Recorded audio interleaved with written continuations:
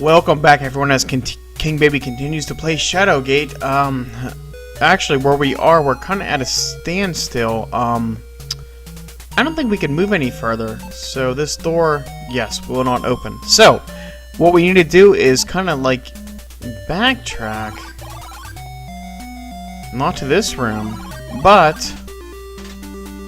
if you guys remember, going left to the meat locker, we have this pedestal with the area where we could possibly use a gem. So let's go to, I think it's red, maybe, and insert this. No, the gem does not fit. So it's the white gem. Goes in here. If I can line it up. There we go. The gem fits perfectly in the hole. A small crystal sphere magically appears on the stand. Nice. Let's take a look. This crystal sphere is as cold as ice, according to Foreigner. If you got that reference, you're awesome. Let's take it. So, if you guys remember, and again, imagine I'm playing this game knowing what to do. This would be much harder playing just basically as like ad-libbing in the game. You would have a tough time. So, let's take a look at the lake again. The waters of the subterranean lake are as still as a corpse. So what you want to do is to get to the skeleton, which has the key, you want to take this sphere and use it on the lake. You drop the sphere into the lake and notice the ripples disappear as the water turns into ice. Alright. So we can basically move across this to take the key. The key 3 is in hand. Let's take a look at it. It's a small brass key. Alright, I think we have another key like that. One thing I'd like to do, if there was an option, I'd like to give this skeleton a high five, because he's awesome. So, can we look at the sphere again? Okay, it's cold as ice, like Foreigner says. Alright, so let's move out of the room, because this is what we would do as a first-time player. We might need that sphere again. Anyway, so we have a new key. So, there are a couple areas that require keys that we could think of.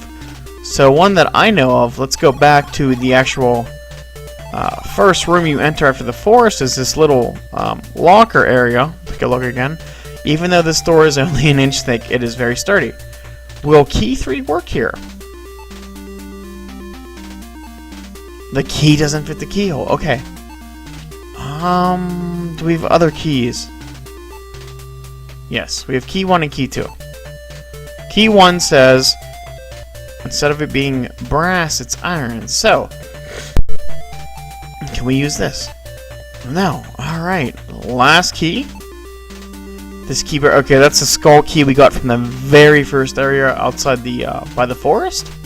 So, let's take key 2 and use it on this door. Ah, it worked. So basically, in the beginning of the game, I didn't demonstrate this, but you could have basically, from the first area, taken the key from the skull and then used it right here. But again, this is a first playthrough I'm trying to play as, so you wouldn't do that normally. So, we'll go in. It's like a little closet. Oh, as you enter, you can see a sword and a sling inside. Let's take a look at them. It's a cool looking sword. It's a double-edged broadsword. Nice. The handle has druidic script written upon it. So this sword, looks like a long sword, can cut from both sides, whether you swing it left or right. And this thing is a sling. It's a small leather sling. This would come in handy for long-range battles, kind of like arrows. So, we'll take both. And we'll move away. Alright. So,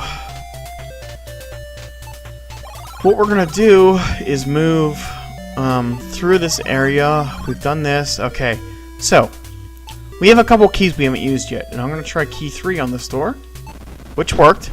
Okay. Alright, apparently we get to use a torch, or you guys don't want to know what will happen. Alright, So, this is going to be a new room. Is this new music? I think it is. This room is incredibly hot. This must be what the lower levels of Gehenna are like, or probably hell. The heat is unbearable and you have to return back. So, about this room, it's kind of crazy. So, like, every time you enter here, you get that message, just to show you.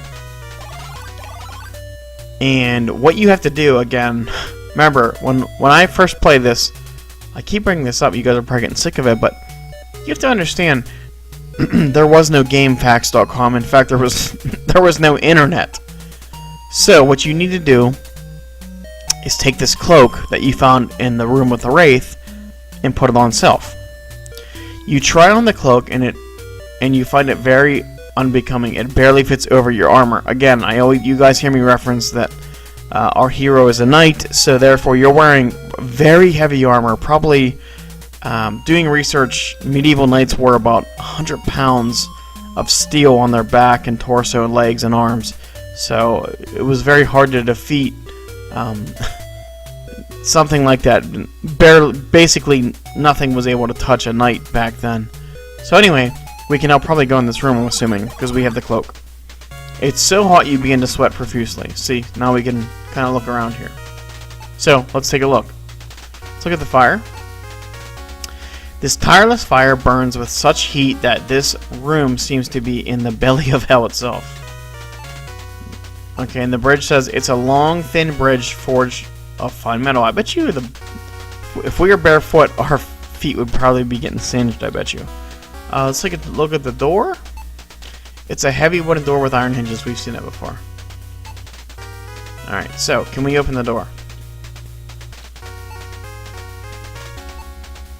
The door is open.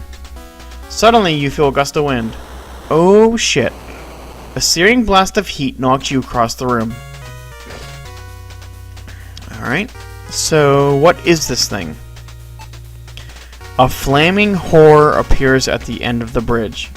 Alright. So what this is basically is a Firedrake. Basically like a little dragon that uses fire. If I remember correctly, which is kind of weird, this guy can't hurt you. You can do whatever you want to this guy and nothing will work, but he doesn't retaliate. So let's try to hit him. The Firedrake screams triumphantly and gives you an eternal sunburn. Oh, wow. I feel like an idiot. I apologize. So, yes, he can kill you. I don't know how he killed you. He probably, like, breathed fire like a dragon. But I thought he couldn't kill you, so I'm sorry. Again, you have to at least appreciate that I am playing this live. I am not looking up, walkthroughs. I am playing this by memory from years ago. So, can we speak to the idiot? Of course, just like the Wraith, he does not understand English. Another death you can do, which I'll move to show you. You can jump in the flames. Bellowing like a fool, you leap off the bridge and into the blaze. You are instantly fried. Holy shit. And, apparently it's sad that our adventures have ended here. So, we equip the cloak, but again, it doesn't get us through the next area. So, can we try to move up there without him killing us? No, he basically kills you. Alright. So, what do we do with this instance? Alright,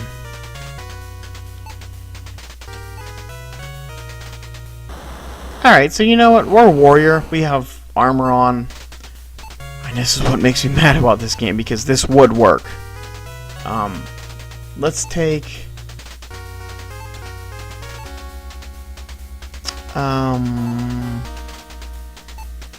yeah, okay, let's look at this sword again. I want to make sure. Okay, listen to this description. It's a double, not single, it's a double-edged broadsword, which a broadsword I've seen on YouTube can basically cut a katana, a Japanese slashing sword, in two. You can see the description if you type it in YouTube.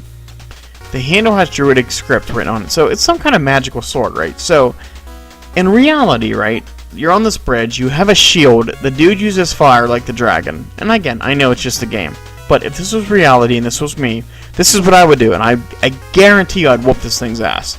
I would put my shield in front of me, use the sword, and rock the son of a bitch out of that thing. I would plant that sword right in its larynx and just cut the throat. So, but our guy's kind of a sissy, so it doesn't work that way.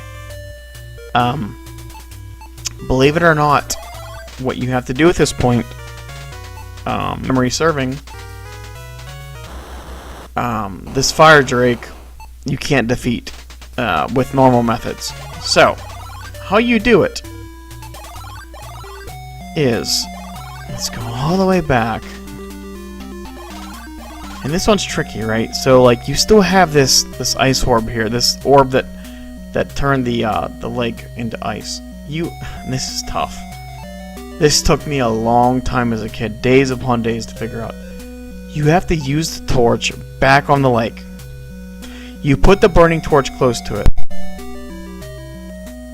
The torch melts away the ice over the sphere, allowing it to float to the surface. Not surprisingly, the lake quickly freezes. So here's what's tough. So in the beginning, you guys seen a shark in seawater, basically salt water, and it was swimming along, right? So you use this sphere to cover it into ice. Now when you put the sphere into the water, technically, it goes to the bottom, it sinks, right? And then how to get it back, and it's crazy. You hold a torch over the entire lake. The lake returns to above 32 degrees Fahrenheit to regular temperature.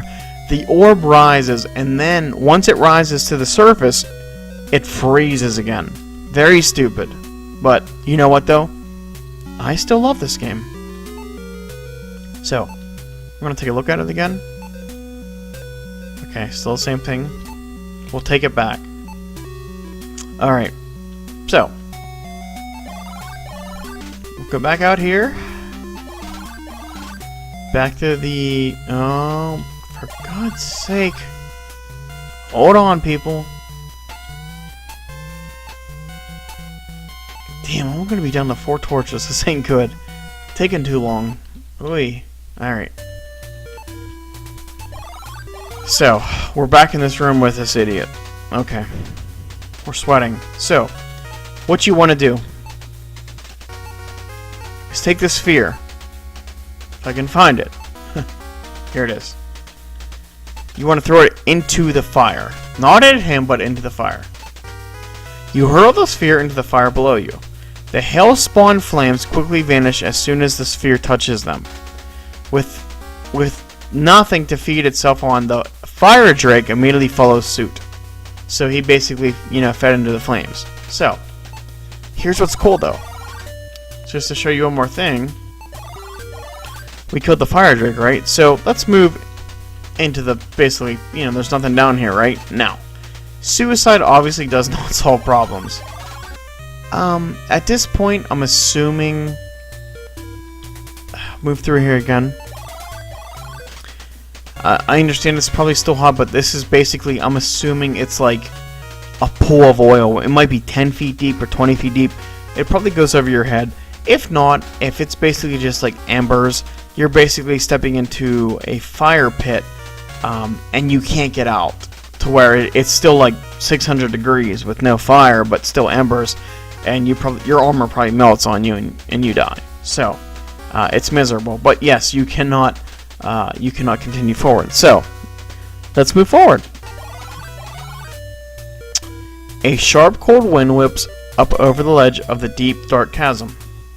Okay, guys, we're going to stop here. I think we've done pretty well. We've gotten pretty far. We defeated the Firedrake and, used a couple of the gems up to get to where we wanted, and we used the sphere and, and whatnot. So, until next time, I will see you guys later. Thanks.